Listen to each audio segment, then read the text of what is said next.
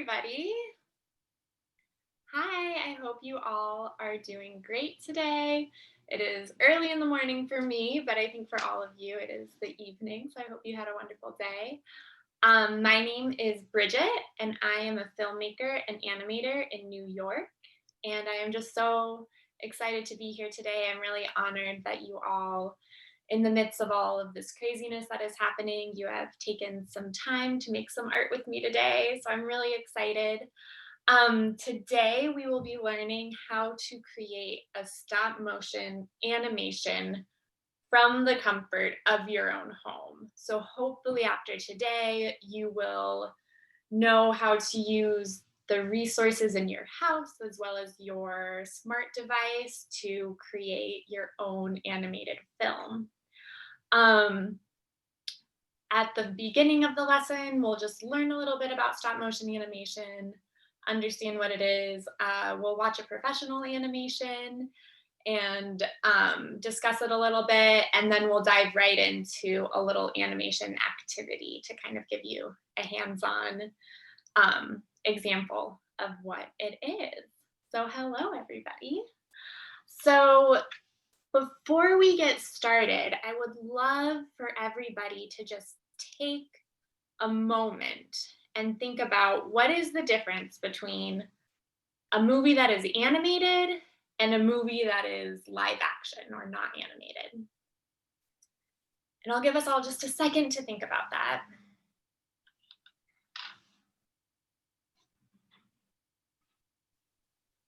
So the biggest difference is an obvious one, right? In an animated film, the characters are created by a computer or a drawing, or we'll see stop motion today, some sort of puppet. Whereas in a live action, we have a camera, we hit record, and we let the scene play out. And so in understanding that difference, let's think about what is possible with animation that is not possible with live action.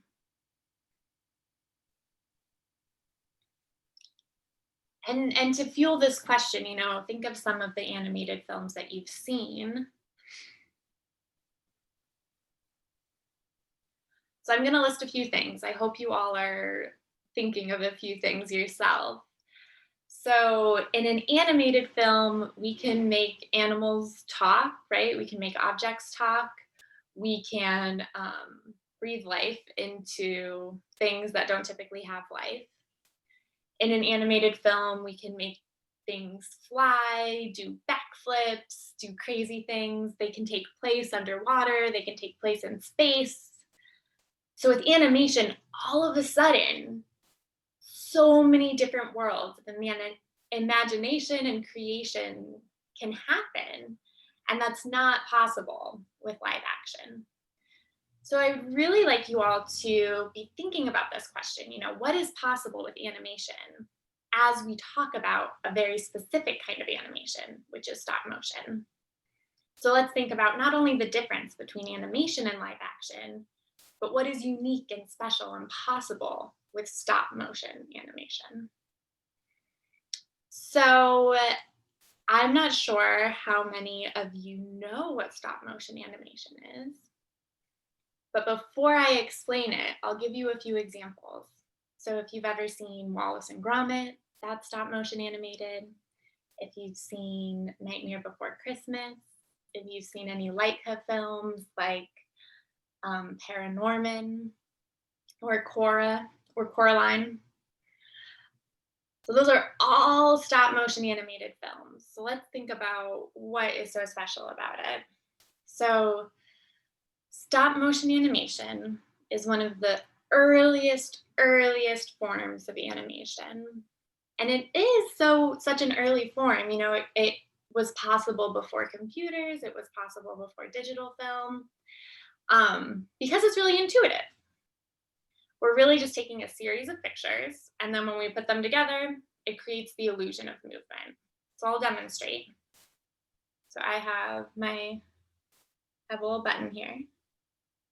So I'd like everybody to imagine, move my mouse over here. I'd like everybody to imagine that I have a camera right here. Then I take a picture of the button, and then I move it just a little bit. Then I take another picture, and then I move it just a little bit. And I take another picture, and then I continue to go, right? Move, picture, move, picture, move, picture. And then what would happen? If I played all of those pictures back, what would it look like? It would look like the button was moving all by itself, right? And so let's go back to that question of what is possible with stop motion animation that's not possible with any other kind of animation, is you can bring real life objects to life, right? You can look around your home and anything that you have, you could bring to life. You could animate anything.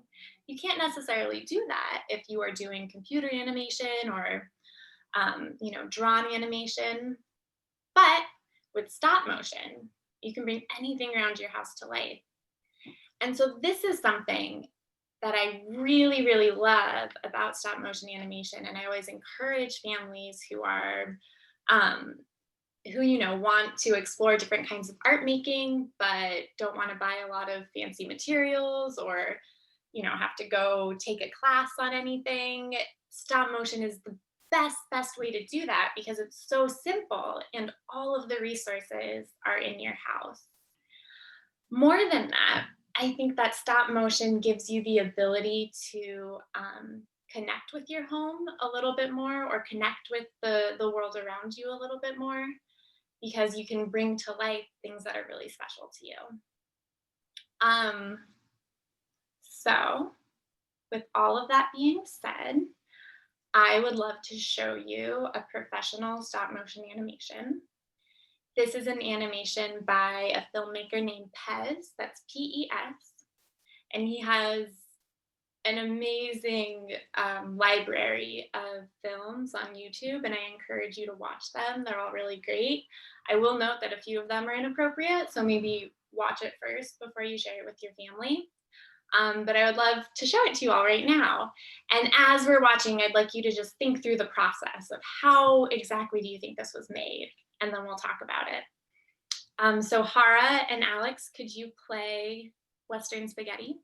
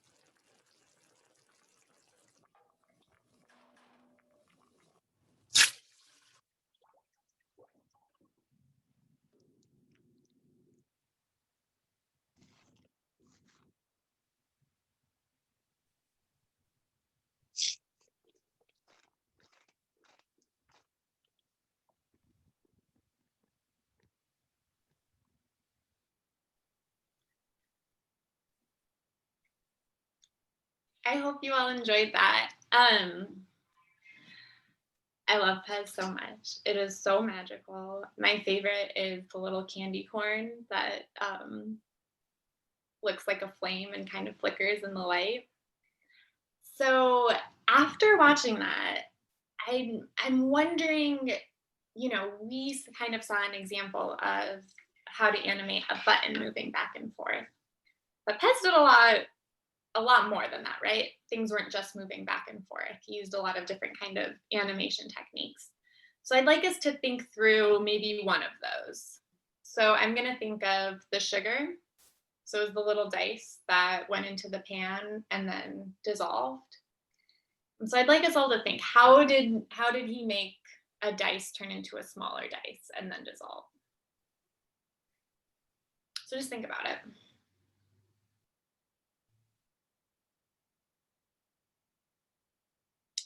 So what Pez did is he had, a large die and then a smaller and a smaller and a smaller and a smaller, smaller dice, right? And then he put them in the pan, took a picture, made it move a little bit, took a picture, and then he replaced it with a smaller dice and then continued to go until they all dissolved. And so this is the kind of thinking that we need when we're making a stop motion animation.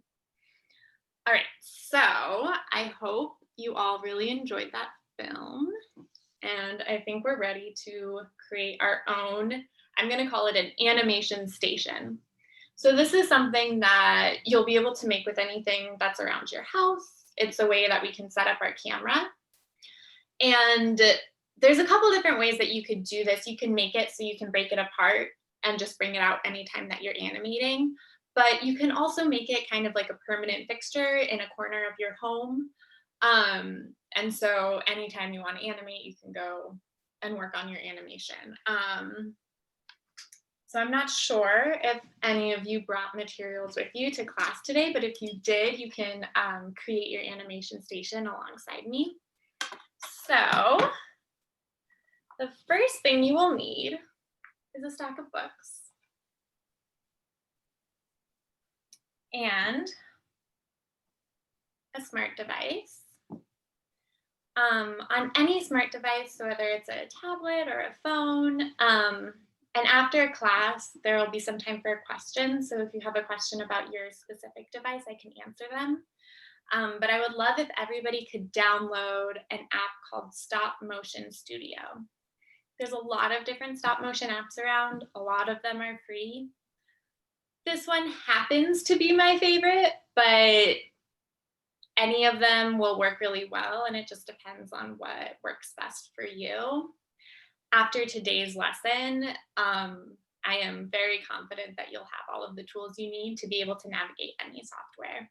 But for now, this is the one that we're going to work with.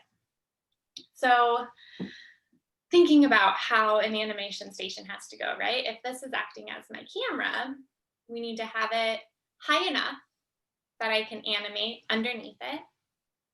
It needs to be stable so that it doesn't move between pictures.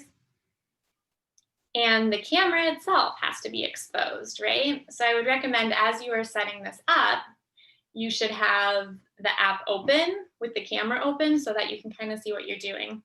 So there's a few different ways you could do it. You could put it kind of under this layer of books like this, right? That's pretty stable. You can animate underneath it. This way might not work for some people's devices, depending on where the buttons are. You might not be able to reach them, but it's still a pretty acceptable way. Another way you can do it is I have these boxes, and you can put them all really close to each other. And then, not like that. And then have it like this and animate underneath it. This is, again, a really great way to do it. But my favorite way, and the way that I'd recommend the most, is using two rulers. If you don't have rulers, something similar that's flat and long, and you set them up like this, and then you can put your phone right here. And then the camera is accessible, the buttons are accessible, plus you have a lot of room to animate under here. Another tip that I would love to give, especially if you're working with younger kids, using some sort of tape, taping the rulers down, taping the books down to the table in any way. You could also tape the phone down, maybe just put a little roll of tape under or between the phone and the rulers. This way you just minimize the camera shaking all around between each picture. Great, so let's dive into it. So if you are creating your animation station alongside me, I would love for you to get an object out. I'm going to use my button and put it right under the camera. And so I'm going to share a PowerPoint with you all that has screenshots of what the software looks like so that you can kind of follow along with me. All right, let's do this. Whoop, maybe. There we go. Okay. So again, I took a few pictures of what our animation station could look like. So, you know, this is like the first example that I showed. Here I have 3 big books. Here's another example. I'd like to note that, you know, there's not very much room to animate under here. So most likely if I were to do this, it would be kind of difficult. So you might want to, I prefer the one that I have right now that has a higher stack of books. This is kind of the one that I did. All right, so let's get into it. So right when you open your app, you'll probably have to dismiss a few welcome scenes. And then, you know, it's pretty intuitive.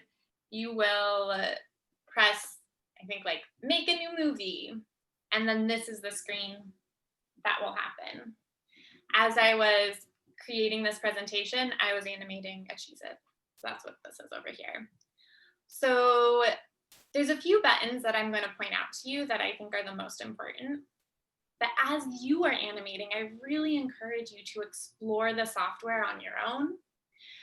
You know, press all of the buttons and see what they do. It's really hard to read or listen to somebody instruct you on how to use a software. It's way easier to just explore it on your own. So I recommend that. Just, you know, explore, see what certain buttons do. And so the first button I would like you to press that I think is the most important is this button over here, this little gear. And this is the screen that will pop up. Each of these tabs does something different. Again, you can explore on your own. But this one is really, really important and really going to affect your animation. So in stop motion animation, the way we film it, we use something called frames per second. If we just think about what that means, it's how many pictures you're going to take to create 1 second of film, 1 second of movement.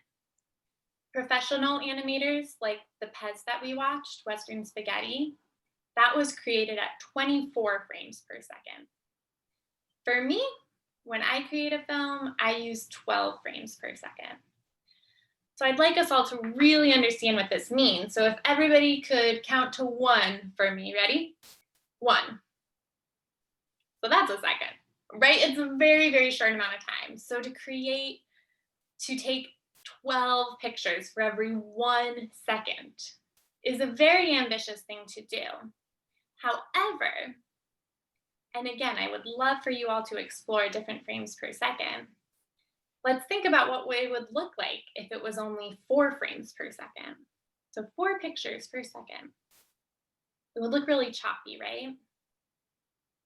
And so for me, 12 frames is the perfect medium. It looks really smooth, but it isn't crazy ambitious, like 24 frames per second. So anyways, I encourage you to explore it on your own, but for the purpose of today, we're going to use 12 frames per second. So then I'd want you to press, you know, this done button. You're done. And then after you press this button, there's something kind of special with our software that we have to press this camera button to get ready to take pictures. And once you do, this is what the scene will look like. On the left-hand side, this is called our onion skin. And our onion skin is a really great tool. It is going to show you the picture that you just took and the picture that you're about to take. It'll kind of create a ghost image like you see right here. And that's really helpful when you're animating. So let's get started. So I would like you to put your object, whatever that object is, on the far right of your screen. And then I want you to press this big red button. And that's going to take a picture, right? That's it. Pretty easy. And then I'd like you to move your object just a little bit. As you move it, I am sure you will see this ghost image. If you don't, you can go ahead and toggle this white dot up or down, and then you'll be able to see it. And let's take another picture. I want you to notice how far I moved this Cheez-It. Not very far. It's a very small movement. So take another picture, move it again, take another picture, move it again, take another picture, and keep going until your object has reached the other side of the frame. And so once you have finished taking all of your pictures, you're going to press this arrow, and that's going to take you back to this screen. And I guess I didn't take the correct screenshot, but it will populate down here. It'll have a picture, like a series of little rectangles, which will be all of the pictures that you took, which is really great because you can click on a certain picture and you can adjust the settings picture by picture or delete a frame. Great, and then you can go ahead and press this triangle. It will play it back for you. Play it as many times as you'd like. And then if you press this back button, it'll take you back to the home screen where you can export your movie. Again, this is a moment where I encourage you to explore all of these different functions. You know, if you export movie, it'll turn it into, I think, an MOV file. If you export a GIF, it'll obviously be a GIF. And then you can explore kind of these other things to see what works best for you, depending on how you're going to send it to your friends or family, you know, wherever you want this film to end up, you can decide how to export it. Okay, great. So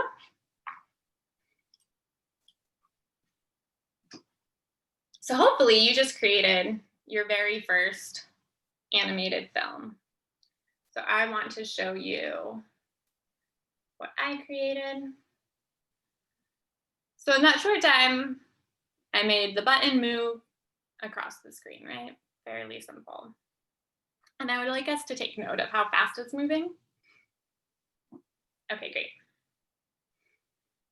So a few problems that come up when we are, excuse me, I'm gonna take a little sip.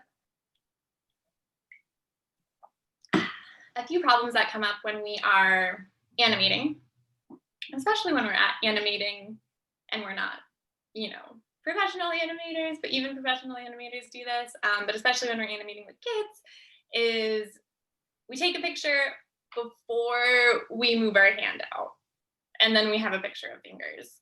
And so I have a really great game that I love to play with kids to help alleviate this. So we're all going to play it together right now. This game is called the Magic Word Game. And the first step of this game is to come up with a magic word. Today, let's use the word strawberries.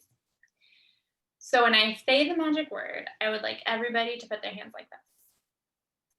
So to begin, I would like everybody to put their hands in front of you and wiggle your fingers, wiggle your fingers, wiggle your fingers. Strawberries. And let's do it again. Hands in front of you, wiggle, wiggle, wiggle, wiggle, wiggle. Strawberries. And let's do it one more time. Hands in front of you, wiggle your fingers, strawberries. So now let's try it while animating. So I'm going to go ahead and just add to the animation that I had. This time we're going to move the button the other way, and I'm going to move it a little bit further every time I take a picture. So I'm going to move my button, and then I'm going to say strawberries, and then I'll take my picture. Move my button, strawberries. Take my picture. Move my button, strawberries. If you are animating together as a family, or if a few friends are animating together, I think there's a really wonderful way that you could break up the positions of animating. One person can be the animator. So they're the person in charge of moving the button. One person can be the camera person. So they're in charge of taking the pictures. And one person could be the director. So they're the ones in charge of saying strawberries. They can come up with their own magic word, and it's their job to really look at the frame, look at the project from afar, and know that there are no shadows, no fingers in the way. All right, so we just moved our button again, and this time we moved it a little bit faster, right? So I'd like you to see the difference between when it moves one way and when it moves the other. So when I was moving my button very carefully, it was very smooth and it moved kind of slowly. When I had bigger movements between each picture, it zoomed across the screen. And so that's a really wonderful tool if you're an animator, because you can manipulate how fast you want your puppet to move. But it's something that's really important to keep in mind, because if it moves too fast, it might look a little choppy, it might not look great. So just something to keep in mind. Your assignment tonight, or the handout that you have, explains that a little bit more in detail. All right, so the very last thing we are going to animate before we finish is we are going to animate something transforming into something else. So for this animation, I am going to use my hands, but I'm going to use them in a very, very delicate, special way. So we're still going to say strawberries. So I'm going to change this button, and I'm going to transform it into a shell. And then I'm going to transform the shell into, I have this little purple gem. So before I go, I want everybody to think about, how am I going to transform a button into a shell, into a gem? How can we animate something turning into something else? Let's think about it.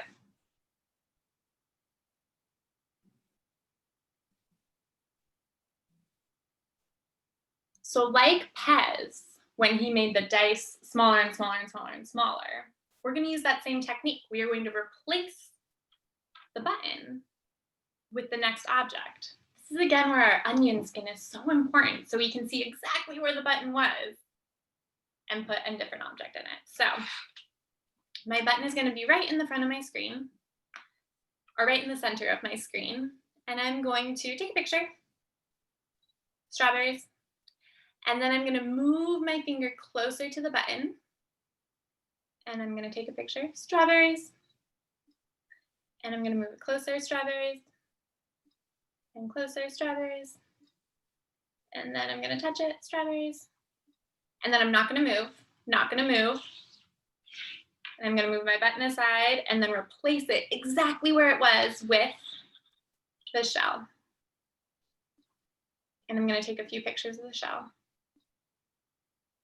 And then I'm going to move my finger aside, right? We haven't been saying strawberries. Strawberries, strawberries. And then let's do it again so we can turn it into the gem. So move my finger up a little bit, strawberries, up a little bit more. And then I'm finally going to touch it. And then not move, right? We're going to turn it into the gem. Make sure that's exactly where it was before. And strawberries. I'm going to take like 3 pictures here. And then I'll move my finger slowly back.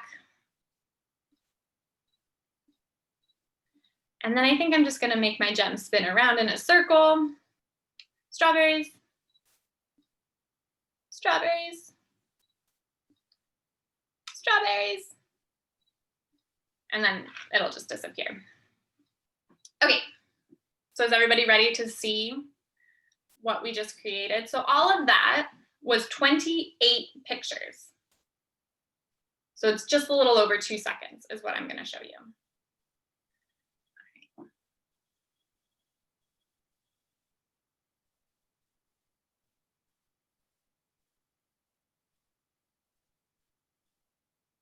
So I think that's kind of fun. You know, if I wasn't giving this presentation, if I was really sitting down and animating, I would probably do it a little bit more carefully, right? My finger would maybe move a little bit slower.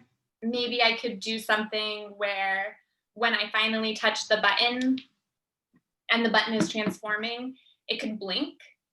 So as my finger was here, I would take a picture without the button and then take a picture with the button, without the button, with the button. And it would look kind of like it blinks and then turns into a shell. So you can really have fun with it. You can do a lot of different things. But I hope today, perfect timing. I'm really hoping that today I gave you a few different techniques that you can use while you're animating, a few different things that you can explore. So with the remainder of my time, I would love to recap everything that we learned. And then I'm also going to explain what is in your handout that hopefully you all received. So remember, stop motion animation is very special because it allows us to bring things in our home, things from nature. It allows us to bring them to life. And it's really, really simple to do. You can create your setup with anything in your house. You know, we looked at books and boxes, but there's so many other ways you could do it. You could just tape your phone to your desk. And if the camera was kind of leaning over the desk, you could animate on the floor. There's a lot of different ways to do it. And once you kind of are familiar with whatever software you are using, I recommended the app Stop Motion Studio. Once you're familiar with your software, you can really do anything. And we learned two different types of animation. We learned just regular movement animation. And then we learned replacement animation, which is when we transformed our button to a shell, to a gem. And so your assignment or your handout, which can be your assignment for the week, is two different activities. One is playing with speed. So using that handout, I have a few drawings that kind of explain what we learned today. I would love for you to practice moving something so it looks like it's moving really slowly, and then animating something moving really fast. I would love for you to explore that. And the other thing that's on your handout is how to animate growth. So in Pez, we saw the dice getting smaller and smaller and smaller. So how would you animate something growing? So for this, if you have an object in multiple sizes, such as the dice that Pez used, you could use that to animate growth, but you could also make it. You could also cut out a really small triangle and also cut out a bigger triangle, a bigger triangle, a bigger triangle, and then replacement animation so it looks like it's growing. So you have a few different options. Again, I would love for you to explore, just kind of see where inspiration takes you. And if you continue on this journey with me, this whole series of learning how to create a stop motion animation is 4 classes long. And in it, you will learn everything you need to know to create your own actual short film. So in the next class, we're going to learn about story writing and storyboarding. We're going to really learn how professional stop motion animators kind of plan out their films and a really, easy ways to create a story with your kids that's accomplishable that you can animate together. The next class, we are going to learn about puppet making and set making and, how to create movable characters so you can animate them to tell your story. And in the last class, we're going to learn everything that kind of happens after you animate. So we're going to learn how to edit, how to add dialogue, how to add sound. And we'll also talk a little bit about where does your film go after you finish animating it. And so I really hope that you stick with me through the whole journey to learn how to make your own film. But if you don't, I also hope that you learned a lot today and you can take all of the lessons and create some amazing things. My last plug in the last minute that I have for stop motion animation, the other reason that I really love teaching it is because I think that there is a tendency, of course, to kind of separate kids from screens, right? Especially in the age of virtual learning, they're kind of in front of a screen all day. But I do think because stop motion has this really tactile, creative, hands-on element to it, that it's a really positive way to engage with technology. It's a way to use technology to create something. And so oftentimes I tell families, if you have a certain amount of screen time that a student can have, you can tailor it towards stop motion animation. You can say, yes, you can look at the iPad if you're animating with it. Yes, you can use your 2 hours of screen time a day as long as you are animating.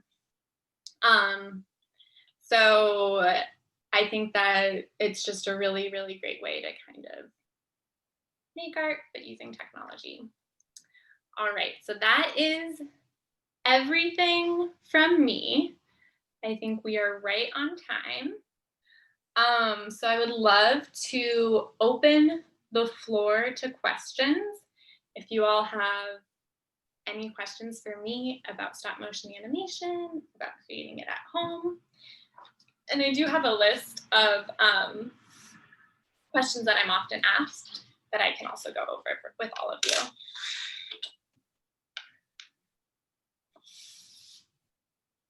So one question that I'm asked a lot, so feel free, sorry, I should explain a little bit more. There's a Q&A button on the Zoom link. So if you have a question, you can ask it in writing, or you can raise your hand and then I'll let you speak your question. So one question that I get a lot is, what are the roles, right? And we kind of went over it. What are the roles if you were animating with a lot of people?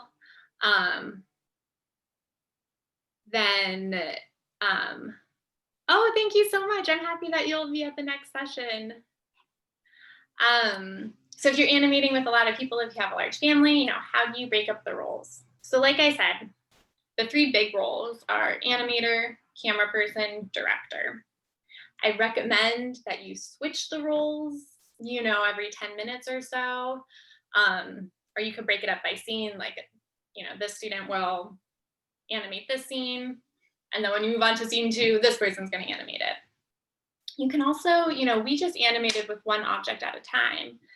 But likely, if you're creating a film, you're going to be animating multiple things at the same time. And so I really love saying, like, okay, Bridget, you're in charge of animating the shell. Rihanna, you're in charge of animating the button, right? Then you can have 2 animators. So there's a way to expand it and make sure that everybody feels included, but also recognizes that the jobs are all different. So you might find what you love, you might find which job you don't like, and we can all kind of work together in that sense. I'm sorry, I'm just gonna read this comment to make sure there wasn't a question in it. No, but I'm so glad that you liked it though, thank you.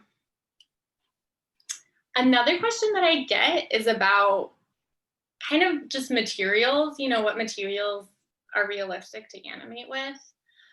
So again, this is a moment to explore. I think that the best animations will come from things that kids are really drawn to, right? If a student wants to animate with something, they're going to be more excited to animate. So I would kind of let them take the lead on it. I will say, a lot of times students want to animate with their favorite toy, which can look cool, but I would be wary because some, in general, toys aren't meant to move the way an animation puppet is meant to move, right? And so it might be difficult for them to wave their arm, or for them to walk across the screen, or for them to stand up.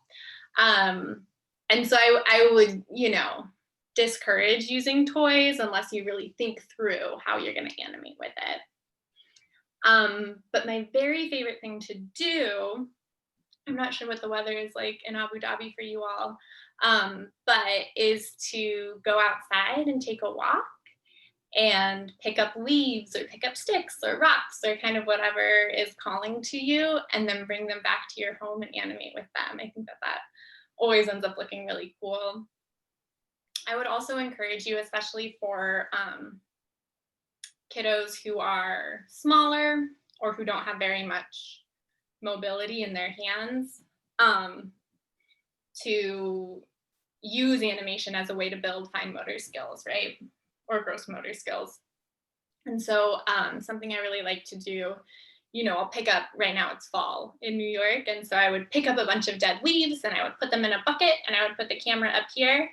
And then I would tell them to scrunch the leaves and then take a picture. And then scrunch the leaves and then take a picture, right? No matter what, it's going to look kind of cool. And we're building this motor skill. So I would definitely use it as a tool for, motor skill development, but also, curate the materials in a way that no matter what you do, the student will feel really successful and it'll look really great.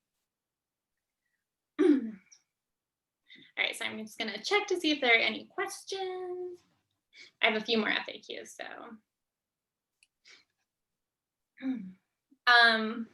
Great, so another question that I get, like I said, it's the morning in New York, so I just need a little bit of coffee today. Another great thing to think about, everything that we did today is in a style called downshoot. We just think of what that means. The camera was facing down, right? Everything that we did was down here, was kind of flat. And so what if you want to make a film that's upshoot, right? What if you want to make a film where your characters are standing up? And so the first thing to think through, of course, is kind of your backdrop, right? When it's facing down, I just had the wood beneath me and it looked nice, I think. You could also have a piece of paper as your background, right? It's really easy to do, but for upshoot, I think it'll take a little more thought. It'll take a little more prep. You could have a blanket as the backdrop. You could have, a really big piece of poster paper. And then for setting up your camera, there's a lot of different ways you can do it, but the easiest way would be to, here are your books, here are your camera, you use your front camera instead of your back camera. The camera person would stand behind the setup and be taking the pictures, right? Sorry, I think you all saw my notifications. So there's a few different ways to do it, but I would say, don't go crazy, keep it simple. If you all have Legos, there's actually a lot of tutorials online that you can look at to build a stand for your phone using Legos. And it would basically be similar as, propping it up against the books, but you can build a Lego stand. And, on that vein, Legos and Goldfish actually have a lot of material available for how to do stop motion animations. Not really sure why, but they're honestly, I pull from their websites often because they have really great activities and really simple tutorials. So if you are looking for further education beyond me, I would recommend looking at Lego stop motion animation and Goldfish stop motion animation. Sounds crazy, but they got a good education team, I guess. All right, gonna see if there's any other questions from you all. Okay, so another thing I want to address is different apps. So like I said, Stop Motion Studio, hands down, my favorite. It's free. It works on, Apple devices, and it also works on non-Apple devices. Another great app is called Stop Motion. This app does cost money, but you can have it on your computer.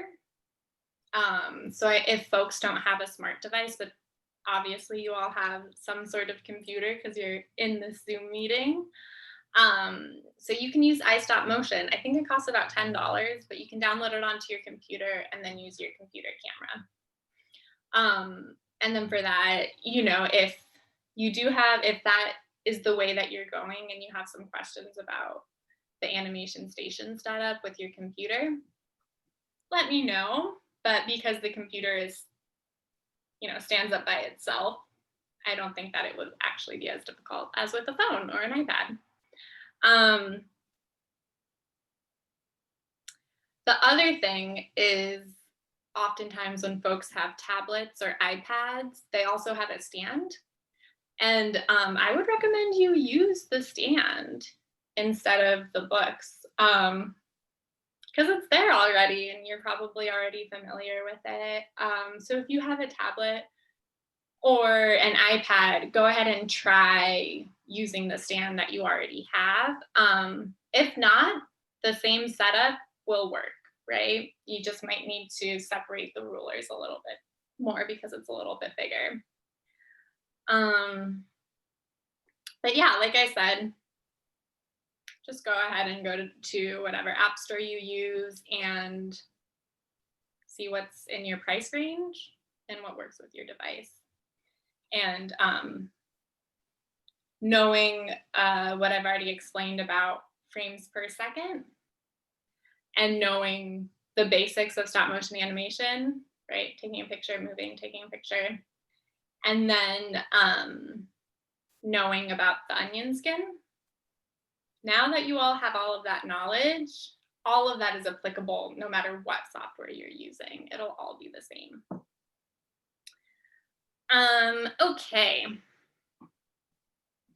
Another question that I get asked a lot, well, we just didn't go over this, is how to delete a frame. So if you do accidentally take a picture of your hand, or if you take a picture that you didn't mean to, if you go back to your home screen, so that first screen that we were on where we adjusted the settings, and you click on a frame, it'll bring up a lot of different options, including delete. And so it's, a really wonderful tool, that home screen, because you can really do a lot of editing work while you're on there. So you can delete stuff. You can even copy and paste a frame. So if you want a frame to last longer, you can make a certain section loop, right? You can move frames around if you accidentally did something in the wrong order. So there's a lot of stuff you can do that on that home screen.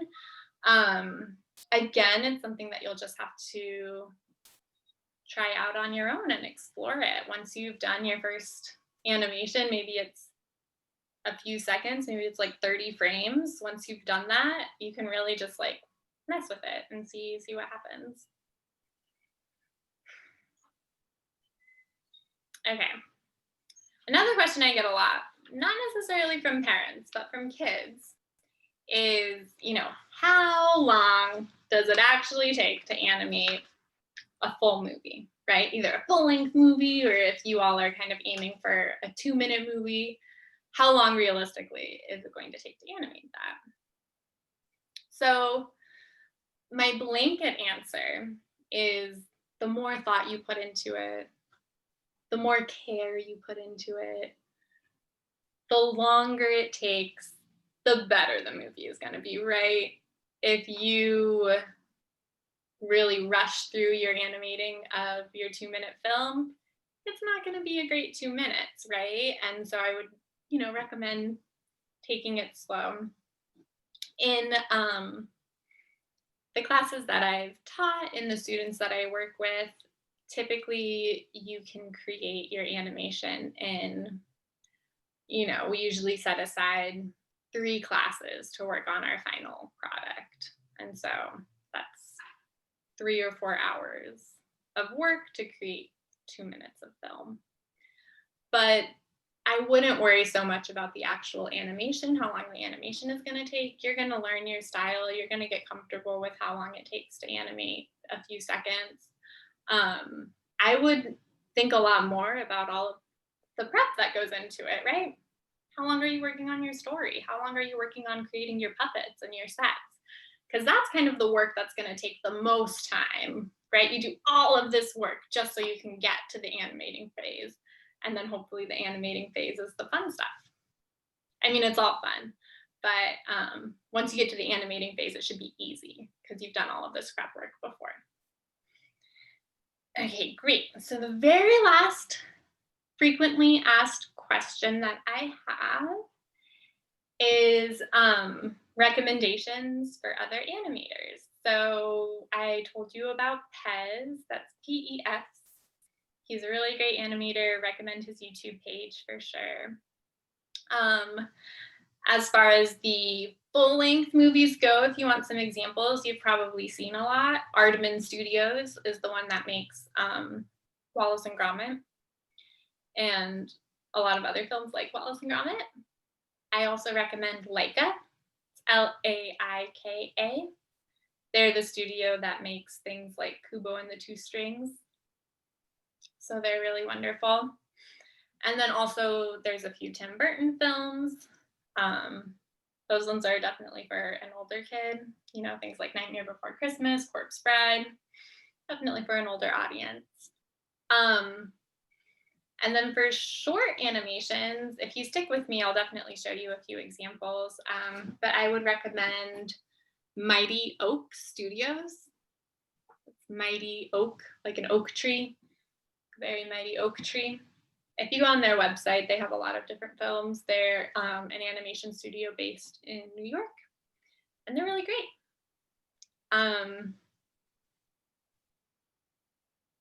And then my last recommendation is the music videos by the band OK Go. Their music videos are crazy, and they use a lot of stop motion animation. Typically, they use stop motion animation with their bodies.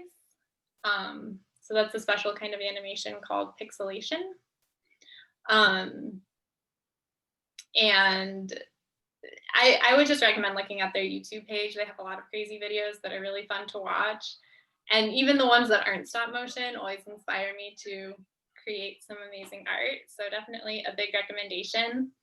But if you find the ones that are, you know, the stop motion ones, I would just recommend talking with your kids and asking, like, how do you think they made this? You know, how did they use stop motion to achieve this illusion? I thought I had one more recommendation, but I think that is it for now. And again, if you stick around and come to our other classes, I have a screening for every single class, so you'll be exposed to some really great films.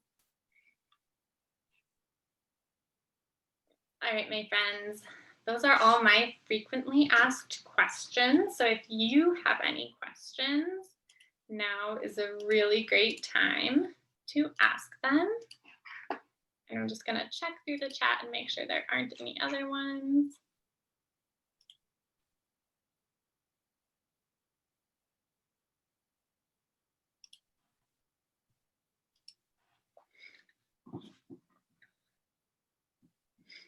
Another big question I get from parents is kind of about the stamina that it requires to create a stop motion animation. And honestly, in my experience, I find that for the really little kids, you know, under 4, it is really important to have this rhythm, right? Move, picture, move, picture, move, picture. And that repetition is actually really easy to get a rhythm of. And I find that even toddlers get excited and want to do it for a little bit. Of course, the attention span of a toddler is very different than the attention span of somebody who's not a toddler, but I do find that it's doable and it can be really fun for everybody. And then for older kids, I often think that it's very much about getting them excited about the project that they're working on. And once they're excited about it, it's like scary how patient some kids can be. You know, I I think that in my own personal art making practice, sorry, there's a siren. New York City, fully sirens. But I find in my own art making practice, after a few hours, I am not patient anymore. I got to take a break. But for kids, when they're invested in the project, I find that they are far more patient than myself. And so, yeah, I think that, anyways, in my experience, I've found that kids are really attracted to stop motion. They're really excited about it and they love doing it. And in our frustrating moments, we're able to talk about, why is this frustrating for us? Why is it difficult to do this animation? And typically it's because they're not passionate about what they're animating. And so if we shift a story, it tends to ease the frustration. But the actual animating stamina, I think kids are way better animators than I am, and I do it professionally. But I definitely think that they love it, and it's easy to just kind of put them in a corner and say, okay, go animate for a little bit. Now I'm gonna have my coffee.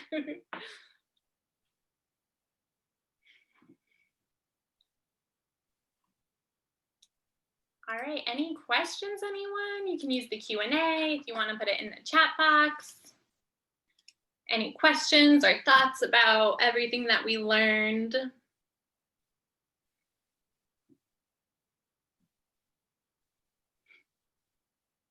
Any thoughts about what you might animate today or later in the week?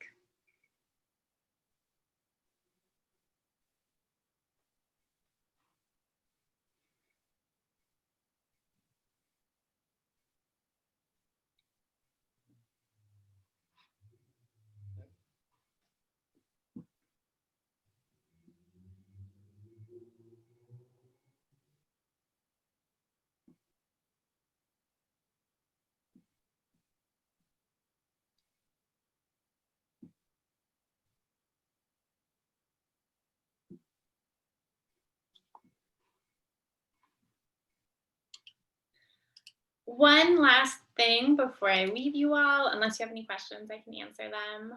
I would love for you to explore animation using the handout.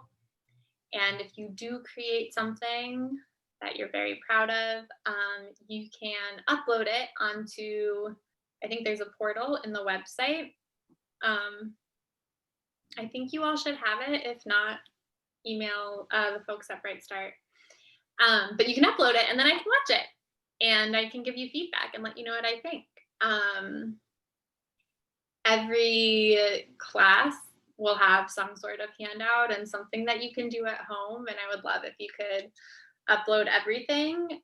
It's particularly exciting when you kind of get to the end and you've finished your whole film to look back at, where you were today and how much you've grown, and also, look back at the initial prep work that you did to create your full story. So I hope you animate, and anything that you animate, I would love to see it. So please upload it or send it to us. And all of this has been recorded and it will be on the website. So if you have a friend or a neighbor who wasn't able to come today but wants to learn about stop motion animation, you can show them this, and I hope they get something out of it.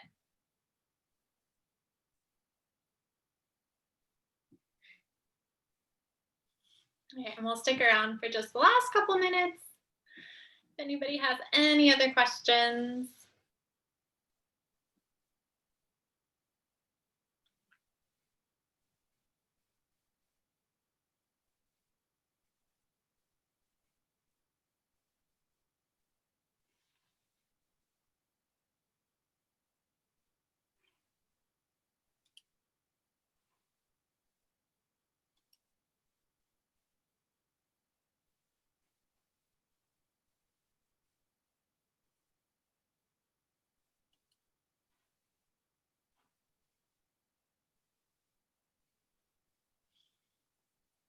All right, my friends, if nobody has any other questions, I think that's it for us today.